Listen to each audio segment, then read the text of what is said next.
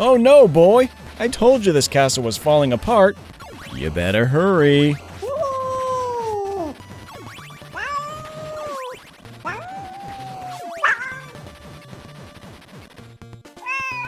Yeah, let that worthless dagger fall into the abyss. Why is there a pile of skulls on the floor here? Oh, of course. This is the Grim Reaper's room. I don't know why he leaves all his garbage lying around like this. He's as messy as a college student. I haven't seen a pile of trash this big in the middle of a room since I was living in a dorm.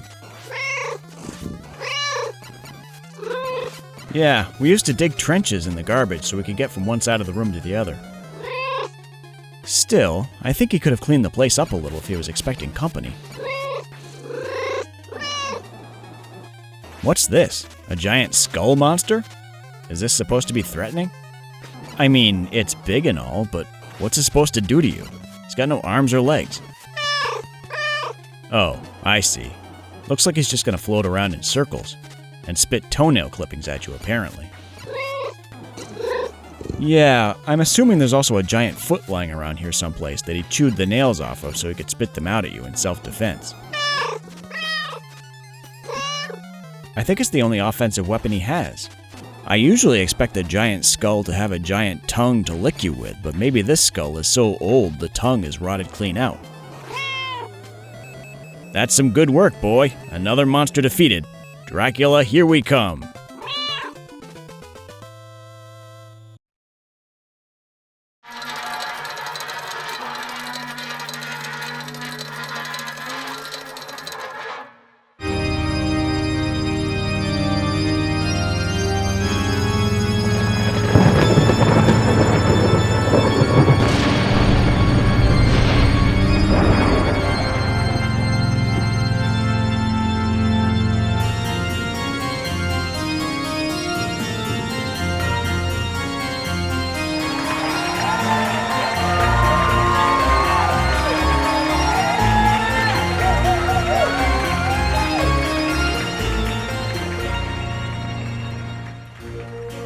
Ahoy, mateys! Welcome in and happy Halloween as we begin another episode of Chonky Boi Show Tell.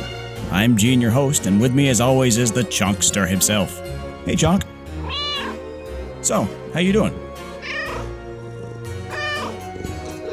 Glad to hear it. Before we get started, though, I would like to give a special thank you to this episode's sponsor, Fang Guard, the industry leader in vampire attack prevention. Vampire attacks may be rare, but according to the federal database on vampire statistics, they've been on the rise in recent years. So it's a good idea to make sure you're ready in the unlikely event that you're targeted by a local bloodsucker. Being caught unprepared could mean the end not only for you, but potentially your entire household as well. So why would you want to take that chance? I'm going to assume that like any sensible person, you probably already own a couple of disaster prevention items like a fire extinguisher or carbon monoxide detector, but you should also consider making Fang Guard's Vampire Attack Prevention Essentials Kit a must-have for your home. Each kit comes with all the basics: crucifix, holy water, and garlic for defense, as well as a sharpened stake and a heavy wooden mallet for vampire staking, and a large one-handed blade for head removal. Yeah, that's right. Remember that even though the garlic that comes with this kit will last a while, it is perishable. Most people go for long periods without experiencing any vampire attacks at all, so it's important to keep your garlic reserves fresh. For this reason, Fang Guard offers a monthly garlic subscription service as an add-on to the basic starter pack. If you sign up, you'll be sent fresh garlic every month, and that way you can be sure that your garlic reserves are always at maximum potency. Yep, that's true. If you're in a pinch, you can purchase garlic from your local grocer, and that can work also. I will say that the advantage to the garlic subscription service is that you'll be sent garlic flowers in addition to the bulbs. Having the garlic flowers adds a unique potency as a vampire deterrent, and these are an item you're unlikely to find in your local market. Good question, Chonk. What do you do with the old garlic when the new garlic arrives? Well, that should be obvious. You cook with it, dummy! Make a tasty meal. Yep, that's right. Right. Vampire Preparedness Kit comes with 2 upgraded packages you might want to consider. The first is the Vampire Attack Recovery Pack, which comes with a blood transfusion kit and 2 blood reserve packs, in the event the unthinkable happens and one of these hateful nightbiters drains a loved one, and you need to replenish their life fluid. Yep, that's true. Be sure to store your reserve blood in a refrigerated safe with a padlock and not a regular refrigerator, because vampires will consume your blood reserves if you leave them unsecured. And don't forget to drape garlic over the safe for extra protection. The second upgrade is the Vampire Hunter Plus pack, which comes with all the basics from the starter pack, but also includes a revolver and 6 silver bullets, which can be effective not only against vampires, but against werewolves and other terrestrial shapeshifters, as well as a large variety of other monster types. This upgrade does cost a bit more, of course. As you'd expect, silver bullets don't come cheap, but you really might want to consider this upgrade for the added protection. And if in your travels you discover a vampire crypt or nesting spot, and you don't feel comfortable dispatching the bloodsuckers yourself, not to worry. Not everyone has the stomach for this, I completely understand. What you can do is call Fang Guard's Vampire Hunter hotline as soon as possible, as in, immediately upon discovery. They've assembled a network of competent professional vampire hunters, and will send the nearest one available out to your area to assist you. Depending on availability, it can take 24 to 48 hours for a hunter to arrive, so you should seal off any vampire nesting areas to prevent additional attacks in the community in the meantime. For weaker vampires, this can be as simple as placing crucifixes and garlic at any of the crypt entrances and exits.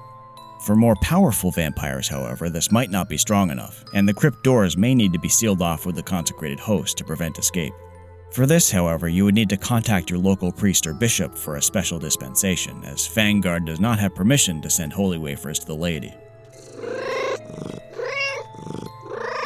Oh, right, I almost forgot. Last but not least, do not forget to order the vampire testing kit, and be very sure to wait for a positive result before attempting to stake or remove the head from any vampire. I understand how vulnerable you can feel waiting for test results when you're in a damp sepulchre surrounded by snoring undead ghouls, but if you remove the head of a non-vampire, you will be subject to any punishments prescribed by your local authorities. You can't just remove the head of a romantic rival, or someone you share an inheritance claim with, and you can't just stake someone who cut you off in traffic and claim they were a vampire. Trust me, that will not hold up in court. Be sure to wait for a positive test result. I can't stress that enough.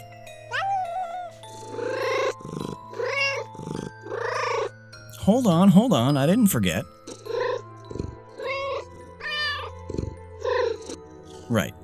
Fang Guard also has a special offer for Chonky Boi Show Tell viewers. When placing your order, enter the promo code CHONK at checkout to receive 15% off your first purchase. That's promo code CHONK at checkout. Yeah, that is a generous offer. Be sure to check them out. And once again, I'd like to give Fang Guard a special thank you for sponsoring the show.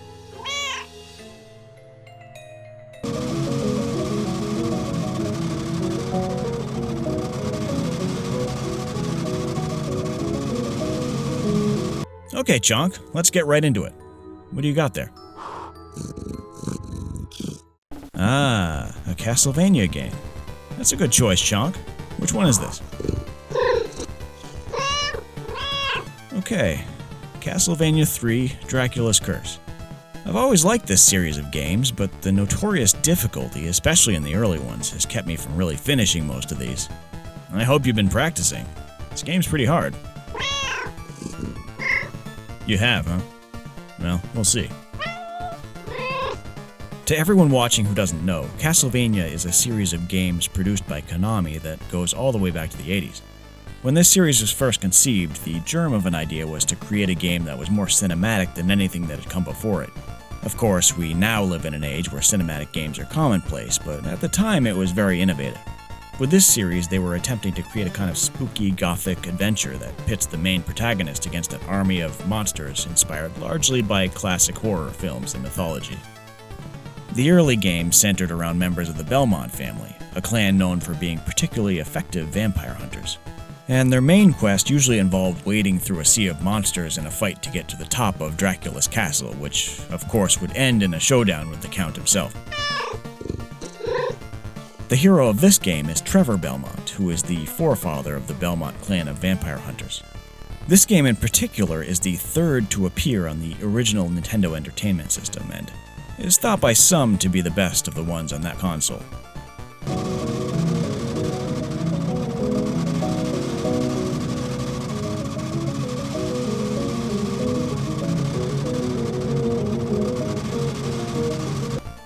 Did you happen to bring any information on this or anything? It would be nice to give some official background for the viewers at home. Oh good, the instruction booklet. Thank you, Bae. Alright, let's see what the instruction manual has to say about this one. Okay, here's the synopsis. It's a cursed world we live in, thanks to Dracula. Ugh, sounds like this thing is going to be cheeky. The time is 100 years before Simon Belmont's birth. The moon burns red overhead and black clouds loom large on the horizon. All is still and quiet. Only the call of a distant crow stirs the cold night air. Suddenly, thunder roars out of the morbid mountains and into the village of Wallachia. Like the yell of an angry giant, the terrible sound shakes homes and shops as if they were sapling branches. But no one blinks an eye. The village is dead calm. All the people have fled after receiving warnings from the great beyond that Count Dracula has assembled an army of evil, and they're poised to march up from the Valley of Graveyards to bury mankind in a tomb of terror. Terrifying. Unfortunately, there's no corner of the earth that won't be gobbled up by this bloodthirsty legion of swamp dragons, slasher skeletons, and forces of the undead. The last line of defense is you, Trevor Belmont, forefather of Simon Belmont, and the origin of the Belmont Warlord chromosomes. Warlord chromosomes? That sounds awesome. Where do you even get some of those? Anyway. But your chances are slimmer than Jim. Ugh, bad joke. In fact, the only real edge you have over this fang-sharpened freak is your power to transform into 3 different partner spirits. You know, I think that's enough of that. How much game description do you really need for this? You're just destroying all the monsters in your path on the way to vanquish Count Dracula. I don't think you need any more backstory than that. You know what? Let's cut right to the gameplay and see how Chonk does. See you soon.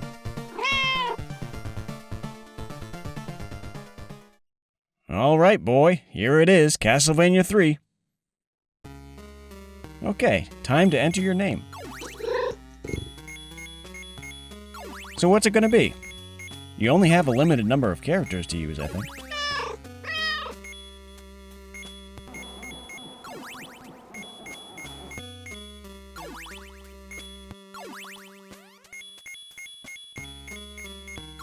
Ah, there you go, Chonky Boi! Time to kill some vampires, let's go! What's he doing there? Ah, right. It's a good idea to ask for divine aid before wading into a sea of the undead.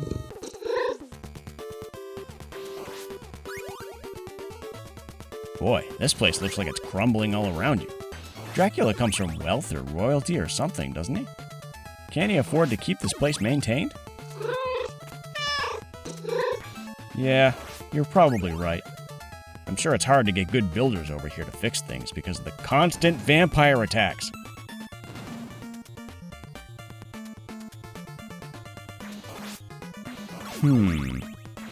He's certainly filled his castle up with dead things, at least.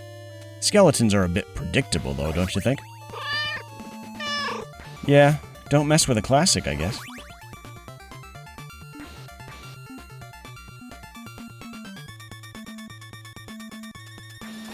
Wow, this is a surprise. The chapel's in really nice shape. After seeing how decayed the outer courtyard is, I don't understand why this space is in such good condition. There's no way Dracula uses it much. I'm not even sure he can come in here, can he? Yeah, all this beautiful stained glass is in really nice shape, too. I wonder why mobs of teenagers haven't come by to throw rocks through it. Oh, yeah. There probably aren't any teenagers left in this town, on account of the constant vampire attacks.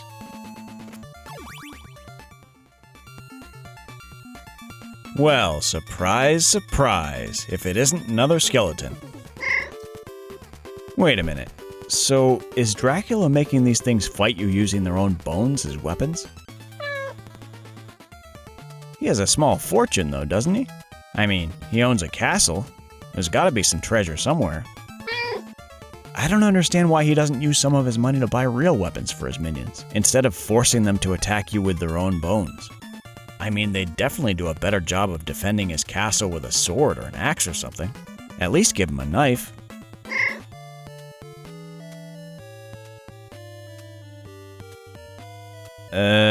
What you doing there, Chonk? I'm not 100% sure. I think the body has maybe 200 something bones total. Does that sound right? I mean, I don't know the exact number off the top of my head. Why do you ask? I don't think waiting for him to run out of bones is going to be a winning strategy here, Chonk. It doesn't matter how long you wait, he's not going to run out of bones. Yes, I do realize that if this was a real human skeleton, it certainly would run out of bones to throw. And probably collapse into a pile eventually. But this is not a real skeleton, Chonk. No, this is a video game skeleton. He's never gonna run out of bones. This isn't how you defeat this monster. No, you have to use the whip.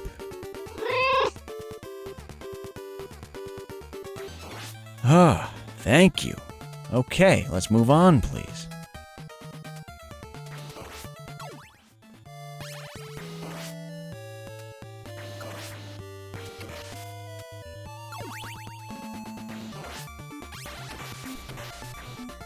What's that thing? What did you just eat? Was that a whole baked turkey? How is that supposed to help you fight? Yeah, I understand that you might be hungry, but you know how that's going to make you feel in a half hour? What, don't you know how it feels after eating a big Thanksgiving Day turkey dinner? It doesn't exactly fill you with energy for battle. It's just going to make you really sleepy. No, you can't just lie down and take a nap here. This place is swarming with monsters. And haven't you read your Bram Stoker? You're not supposed to fall asleep in random rooms in Dracula's castle.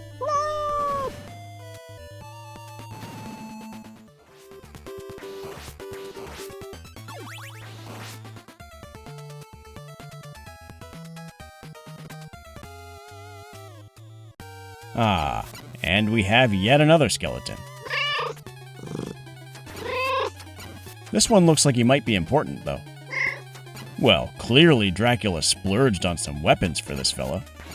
And a shield and some armor, even. Really? You think Dracula makes him bring his own armor from home? I hope not. That'd be really cheap of him. Huh. He was defeated pretty easily, though, even with the armor and sword. I guess the next thing Dracula's gonna have to do is shell out for some combat lessons for his skeleton army. Well, I don't know. He has the money, doesn't he? Maybe he could just count it as a tax write-off, like a business expense or something. Wait, did you just eat another whole turkey? What are you doing? You're gonna be passed out in a minute. Oh, so that one was a Christmas goose, was it? No, it makes no difference whether it was a Christmas goose or a Thanksgiving turkey or a Flag Day pheasant. No, having a really full stomach is not going to help you fight off an army of the undead. Really, you think a marathon runner is going to take a break at mile 13 to eat a whole Christmas goose? You think that's going to help him win the race? And what if George Foreman took an intermission after round 6 of a boxing match and consumed an entire turkey dinner with all the trimmings, mashed potatoes, gravy, green bean casserole, everything? Yeah, cranberry sauce too. Yep, even pumpkin pie. Do you think after all that he'd go on to win the fight? Well, yeah, maybe George Foreman could do it, but I don't think Trevor Belmont can.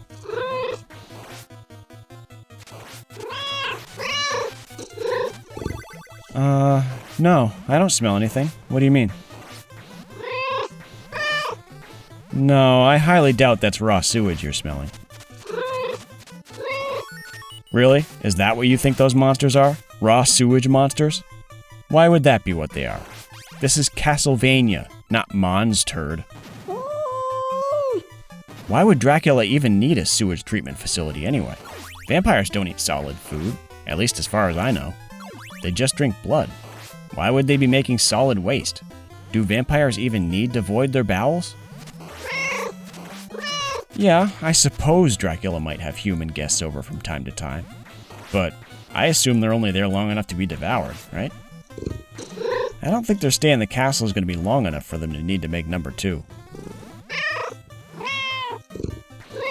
Ah, I get it.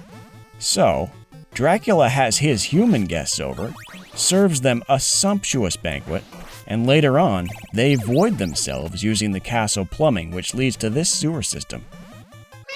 Then, Dracula consumes his guests, leaving them dried out husks, and, as a vampire, he voids the souls of his victims into this same castle sewer system.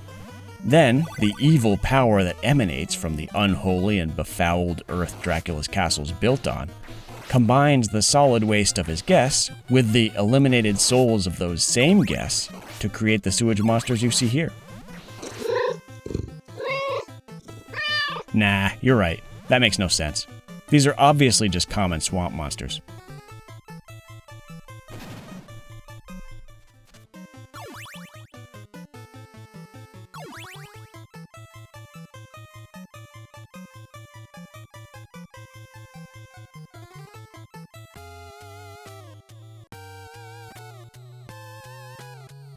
Yeah, giant bat! Wait, why is it dividing up into smaller bats? Is this how new bats are born? Like a sort of asexual reproduction? Yeah, I believe it's called fragmentation. It's when a multicellular parent organism breaks into pieces, or fragments, and each of the pieces develops into its own independent organism. It's like a starfish, I think. I didn't know bats could reproduce that way, though. The lesson here is, when you strike a bat and break it into 2 pieces, the 2 pieces then develop into 2 fully formed smaller bats. And if you break the smaller bats into pieces, they keep forming into smaller and smaller bats. Exactly. And if you break them down small enough, eventually they'll form a cloud of mosquitoes. I know, that's science for you. Weird, huh?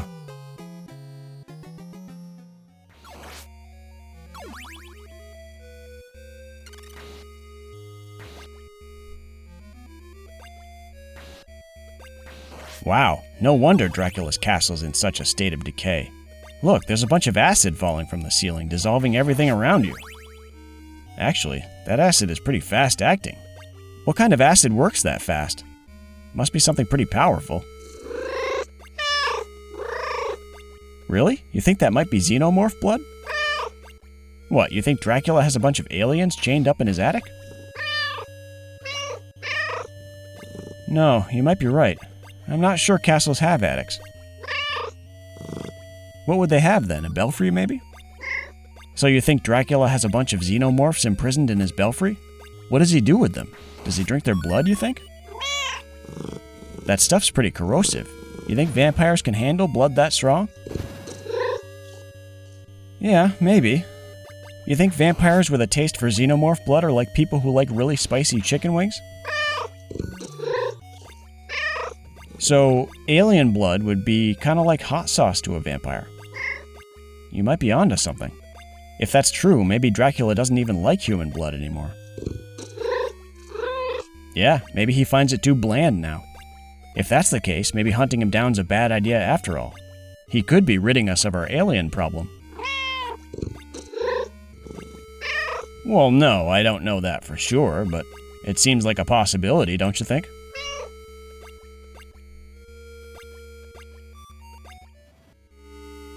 Watch out, Chonk! That floating eye is trying to excrete some gross discharge on you. Yeah, that thing definitely looks infected. You better be careful or it's going to give you pink eye. Yeah, or maybe worse. Who knows what kind of diseases that thing has. What's going on here? Ah! Bat attack! Wait, did those bats just fuse into a man? What the heck is this thing? Ah! This would appear to be a species of bat that starts out as a group of individually autonomous bats, which then join together to form a single unified entity. In this case, its final state appears to be some type of man-like organism. Indeed, a kind of Batman, if you will. No, not that Batman. The Batman you're thinking of is just a regular man who manages his trauma by running around the city all night wearing tights. Right, but this is beside the point. What we seem to be witnessing here is almost the exact reverse of the species of bat we observed earlier. Whereas that species began as a single bat that could divide into multiple complete and autonomous individual bats, this species of bat begins as multiple bats which are able to fuse together into a single unified organism. Is there a name for that? A chimera? You're on the right track, but I don't think that's quite it. No, a transformer is a kind of robot. These are organic beings. Oh yeah, a vampire bat. I guess that's what that is. I always thought a vampire bat was something else, but obviously I was wrong. Biologically, a vampire bat is a species of bat that can assemble into groups and fuse together to form a whole and complete vampire. That's incredible. What's going on here? No, Chonk, don't team up with a vampire. No, you can't trust vampires. Ugh.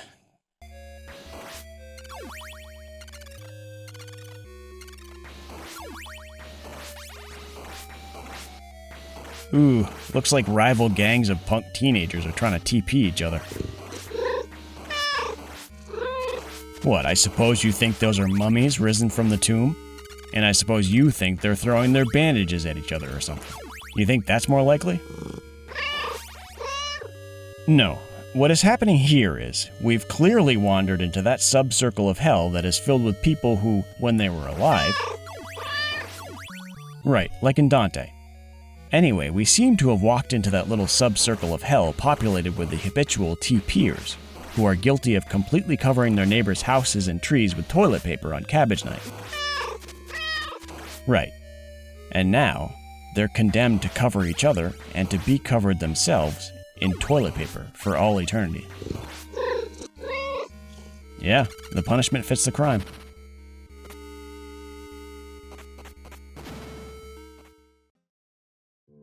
Welcome back, everyone.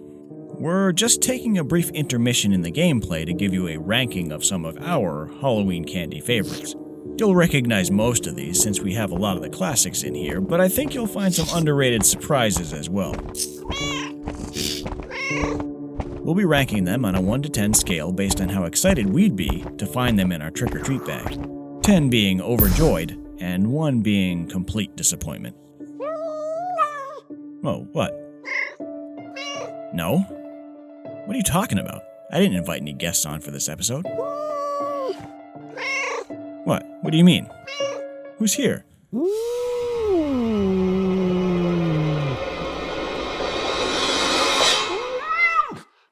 Ah! Hey, what have you done?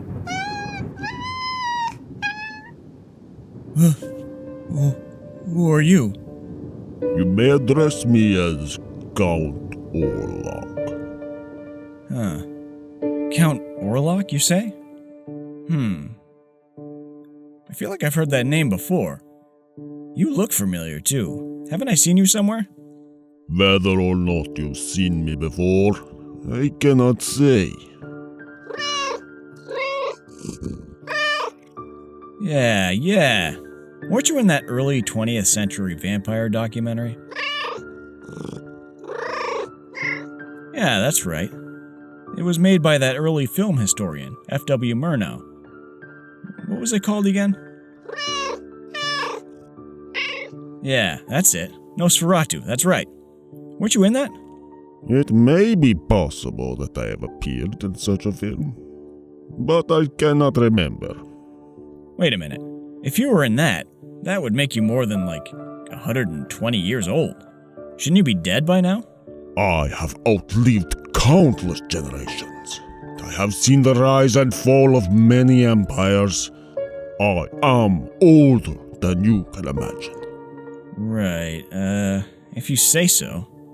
But how could that even be possible? You fool. I am the living dead. Nosferatu, the vampire. I do not have the same contract with death as mortal men like you. Wait, vampire? Will you excuse me for a moment, Count? Psst, hey Chonk. Fang Guard was supposed to send us a Vampire Defense starter pack as part of our sponsorship. Do you know if it arrived yet? No? Good boy. Okay.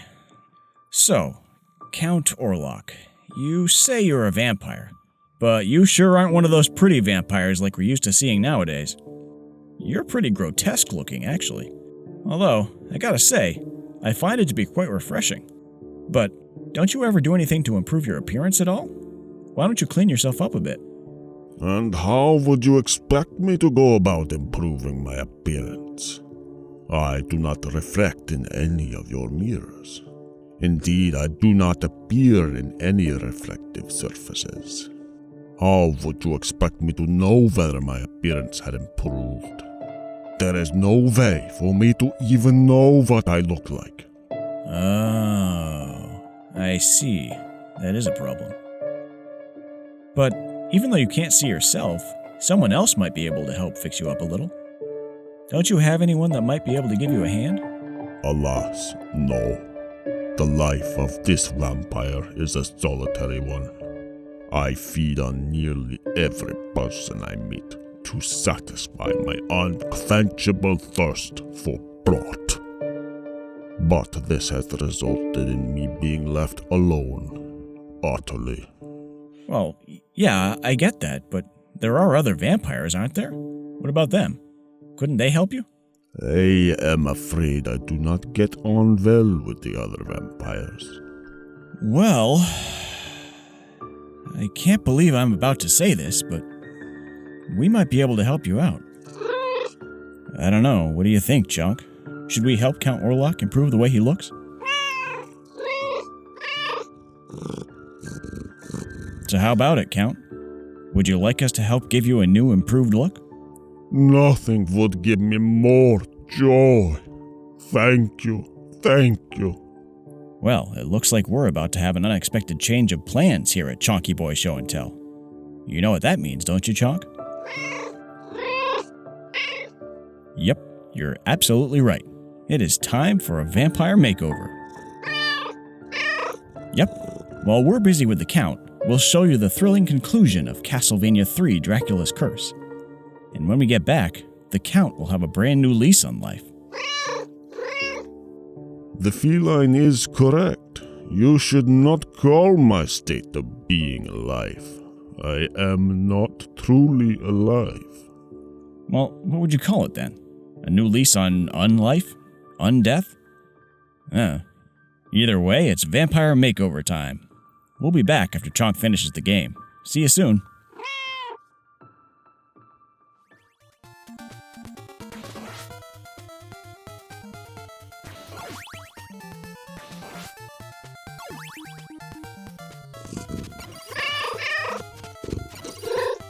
No, I don't think there is a body behind that dragon neck. I think these guys are just a head and neck mounted to a wall. They're sort of like a taxidermied animal that you'd mount to a plaque and hang above a fireplace. No, that's true. Normal taxidermied animals don't attack you and move around. These ones must have some animatronic enhancements that allow the head to move around. No, I don't know what they do when you're not here. Maybe it does nothing when there are no Belmonts around. Or maybe it has a motion sensor like a billy bass, and when it senses you coming, it starts moving around and barfing fireballs at you. Actually, I wonder why taxidermists don't put more animatronics in their work, to make their animals more like a billy bass. That way, when you walk into your trophy room, the deer you shot last fall could turn towards you and start singing. Wouldn't that be great? And when a beloved pet passes away, you could have it taxidermied so you can enjoy it forever. And for some additional money, you could make it animatronic. Then, whenever you entered a room, your deceased pet would turn and sing one of your favorite songs to you. What are you talking about? That's not creepy. That's comforting. Well, I don't know yet what songs we would use. We might not be able to afford to license really famous songs, at least not at first. So we might have to license some less well-known songs. Maybe we could write our own songs, although I'm not really much of a songwriter. Or else, maybe we could include a feature that allows people to record their own songs into the taxidermied pet, which would then play back out of the mouth speaker. Wait, hear me out. Let's say your grandmother's beloved border collie just had to be put down, and her husband had passed away a few years prior, so this dog was her only companionship in the world. Yeah, you can imagine how sad she'd be, right? Anyway, after Collie is buried, you sneak out to the burial site and exhume the dog before it starts to decay, and then take it to one of our specialty taxidermists to have it taxidermied and animatronic. I don't know. Is there a different verb for to add animatronic enhancements to? Anyway, after that, you get all of Grandmother's grandchildren together and have them record one of Grandma's favorite songs and install it into the animatronic dog's sound system. Right. Then, in the middle of the night, you put the newly taxidermied animatronic dog in Grandma's hallway. Then, when she gets up to use the bathroom, she trips the motion sensor which begins the performance. And now she hears the sound of her grandchildren singing coming out of the speaker in the dog's mouth, and sees the dog's body swaying side to side to the music. I know, talk about a Christmas miracle. The eyes? I'm not sure. I think the eyes should probably be glowing red. Don't you think? Too much? Yeah, maybe. We can workshop it a bit. I think we have a winner here, though.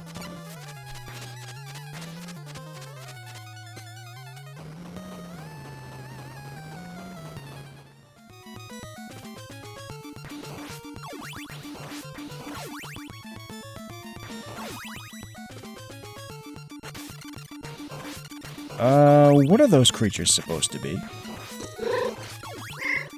Those things right there. It looks like they have fish heads and human legs.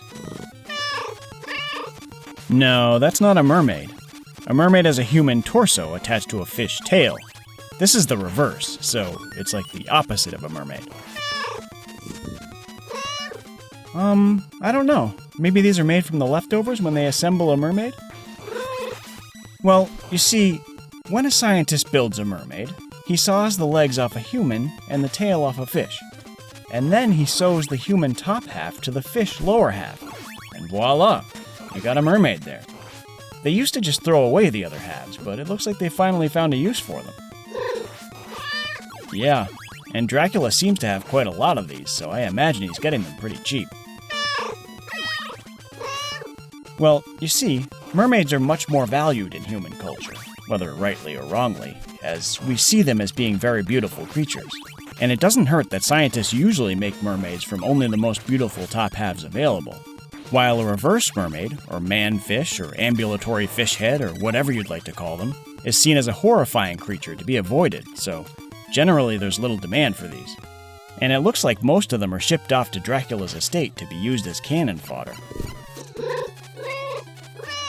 No, I'm not saying the situation is ideal, I'm just telling you what happened.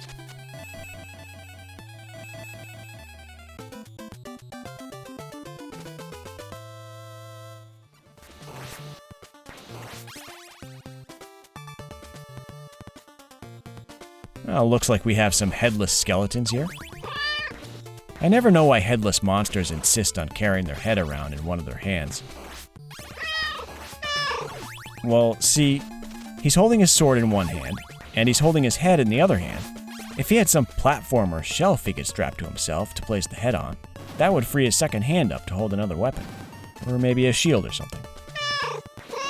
Yeah, he could strap a bird cage to the top of his shoulders and stick the head in it. It might roll around in the cage a little during combat, but I don't think that would be a big deal. Well, I don't think it really matters what direction the head is pointing for him to see. I mean, it's not like he has any eyeballs, it's just a skull. Well, it wouldn't have to be a bird cage, it could be something else. I'm just saying it would be a good idea for him to have a way to free up his second hand, that's all.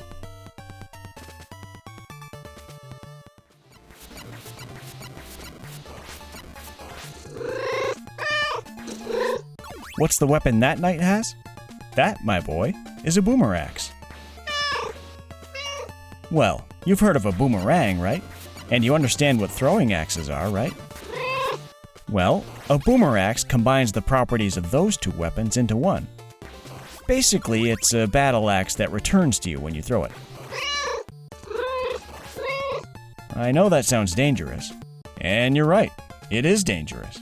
A boomerang can be very dangerous to master. It requires a great deal of skill to throw a boomerang and be able to catch the handle part when it comes back to you. The real challenge is staying alive long enough to reach an advanced enough skill level so that you can actually catch the handle. Because if you throw a boomerang and it comes back to you and you don't catch the handle, you die. Right. If you catch the blade, you can cut your hand clean off.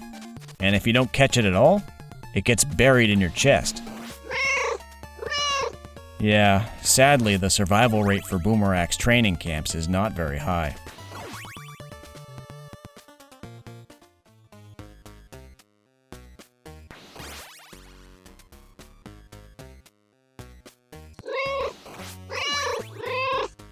What are those, you ask? Those are Medusa heads. No, don't worry. Yes, you're right, a real Medusa head would turn you to stone with a glance, but I'm pretty sure these are not real Medusa heads. I mean, do you know how rare those are? An authentic Greek Medusa head is a very rare thing, and quite expensive. Those are the ones you have to worry about. I don't know, but if I had to guess, I would say these are cheaply made imitation Medusa heads imported from China or somewhere. Well, I'm just assuming they're cheaply made because Dracula can afford to own so many of them. Right. Not only do these Medusa heads lack the ability to turn you to stone, but they don't seem to have any magical properties at all. No, these ones don't have any extra abilities. They just go up and down in this sort of fixed wave function. The only reason they present any threat at all is because Dracula fires so many of them at you. Yeah, you get what you pay for, I suppose.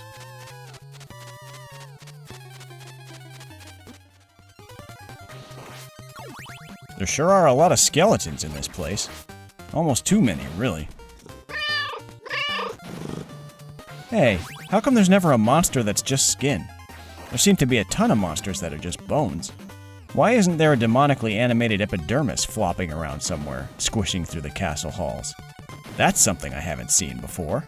Just oozing around the armory or hanging from the walls like a tapestry, looking at you with its sad, droopy, melted face. Do you think skeleton parents ever tell skeleton children horror stories about a terrifying boneless skin monster who likes to sneak into skeleton children's rooms in the middle of the night and swallow them up, covering up all of their bones with awful, awful skin? I bet that monster would be terrifying to skeleton children.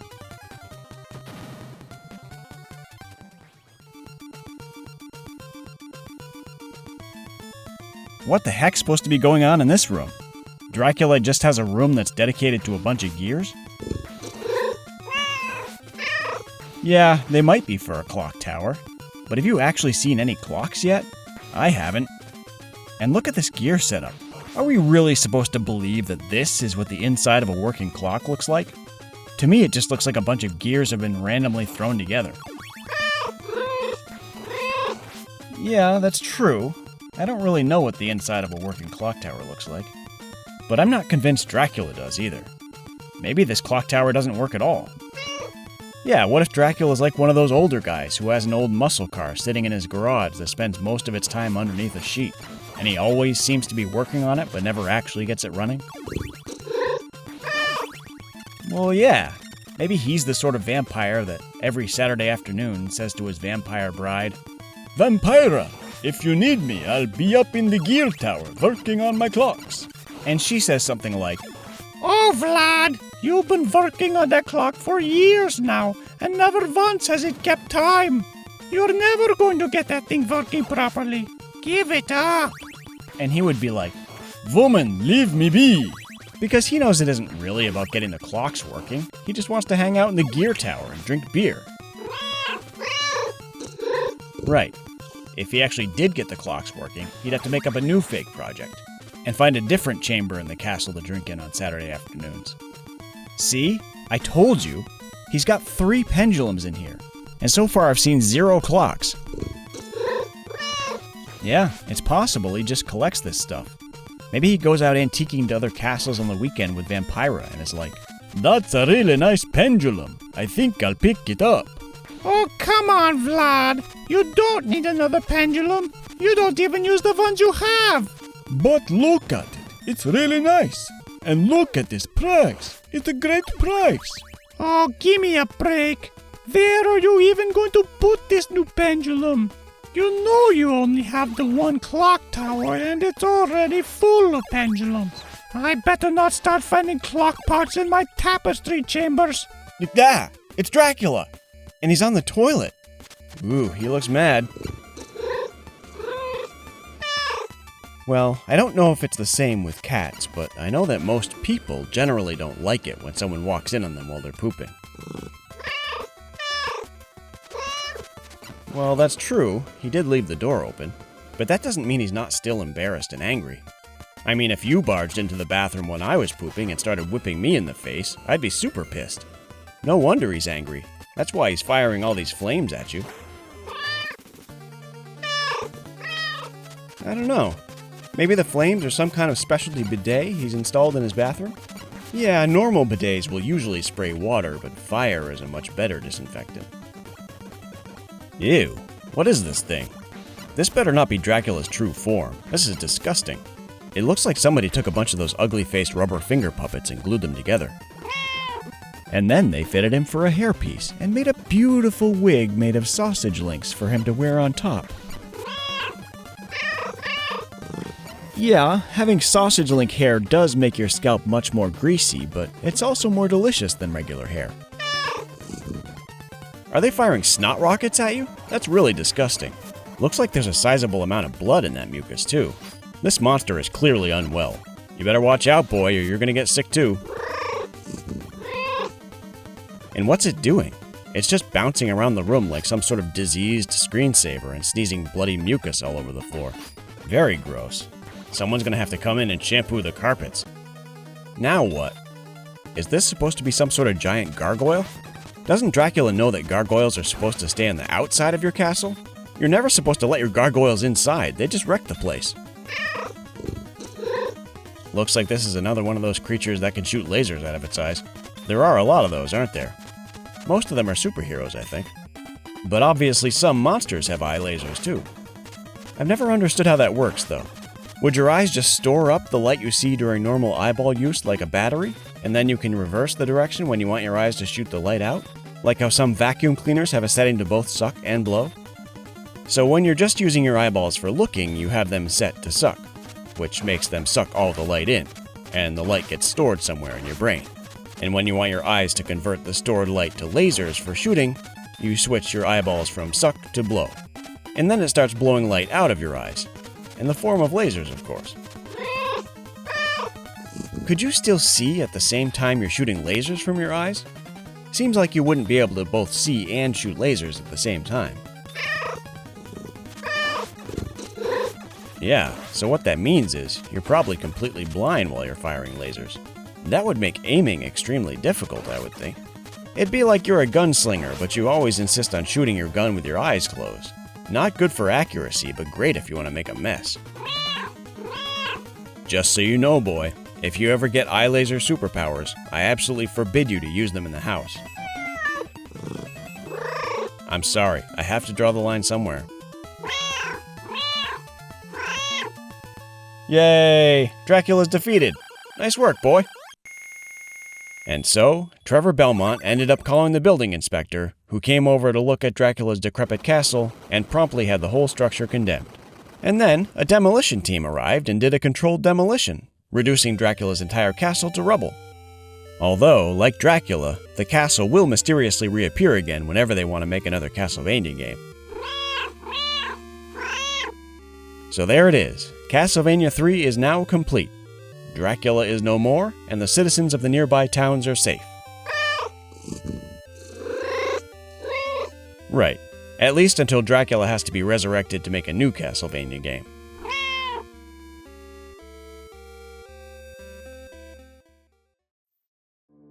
Alright, we're back. Over the break, we've been transforming Count Orlok, and it's finally time for his big reveal. How about it, Orlok? Are you ready? I am ready. Alright, come on up.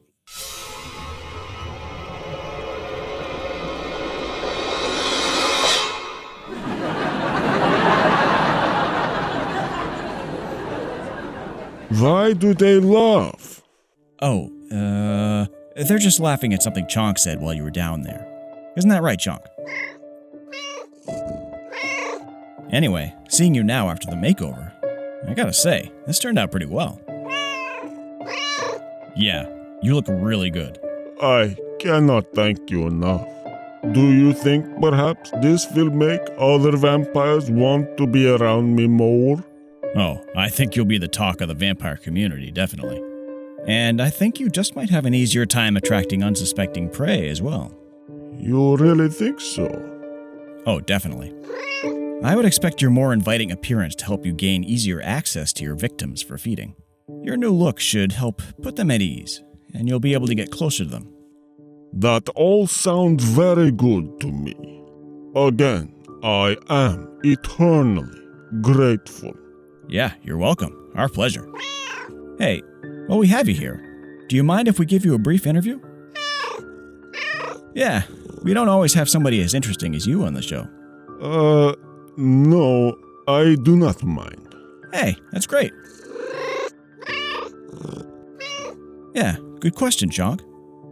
Count, Chonk here just finished playing Castlevania III for this episode of the show, and the main antagonist of that game is the famous Count Dracula. Do you know him at all? I know of him, but no, we have never actually met. Oh, that's too bad. I just thought that over the centuries your paths might have crossed a time or two. No, I am afraid I have not had the pleasure. Okay, no problem. Anyway, Chonk here handed him a pretty sound defeat at the end of the game. Actually, it seems like Count Dracula is being constantly defeated, whether it's at the hand of a Belmont or an Abraham Van Helsing or any number of other vampire hunters at this point. Do you think the Belmont clan would have had such an easy time dispatching you? No Belmont or Van Helsing would have been able to defeat me. For all of his fame, Count Dracula is a much weaker vampire than I. Yeah?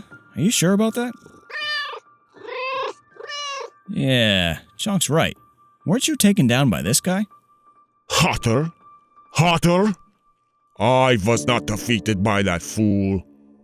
No, in the end it was the lovely Ellen who caused my downfall.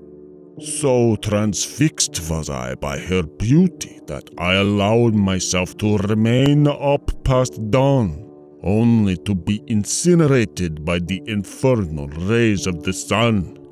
Oh, right. Hey, yeah. Isn't that an avoidable mistake? I get that clocks probably didn't exist when you were first spawned, but... Wait, is that the right word? Were you spawned?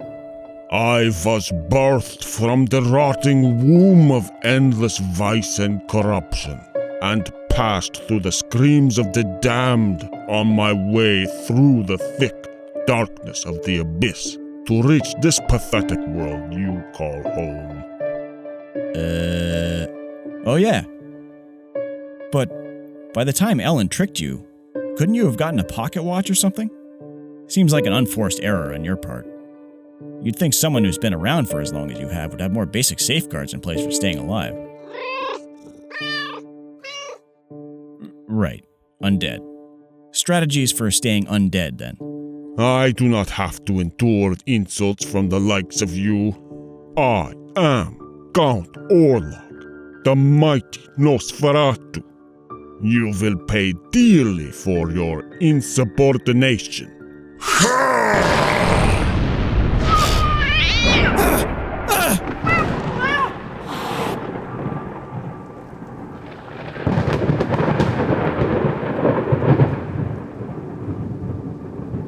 Is he gone? Hey, Bae? Can you get the lights back on? Wow, that guy's touchy, huh? Yeah, we must have hit a nerve. What are you talking about? What's on my neck? Wait, did he bite me? Oh no. What happens now? I don't know. We've been learning a lot about preventing vampire attacks, but I don't think we even looked into what you're supposed to do when you're actually bitten. What do I do? Yeah, I guess I've heard that before, but do you think staking the head vampire would actually work? You think that would cure me? No, I guess I don't really have any other ideas. So what does that mean then? We're probably going to have to do some detective work. Even if Count Orlok is the head vampire, we still have no idea where he went. And if he isn't the head vampire, we have no idea who is. I don't know, Chonk. There might not be any other options. I don't want to do nothing and just wait for my body and soul to succumb to the vampiric germ. I feel like we have to do something. I don't know, Chonk. Are you sure about this? Do you feel ready to begin your first quest as a vampire hunter?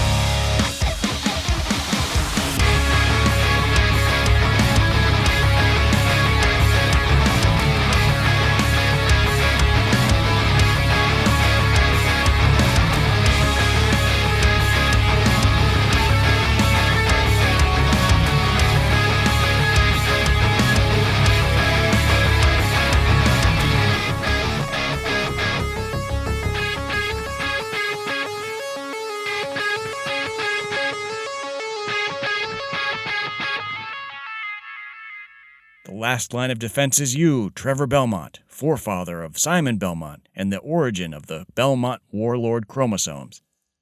Warlord chromosomes? That sounds awesome.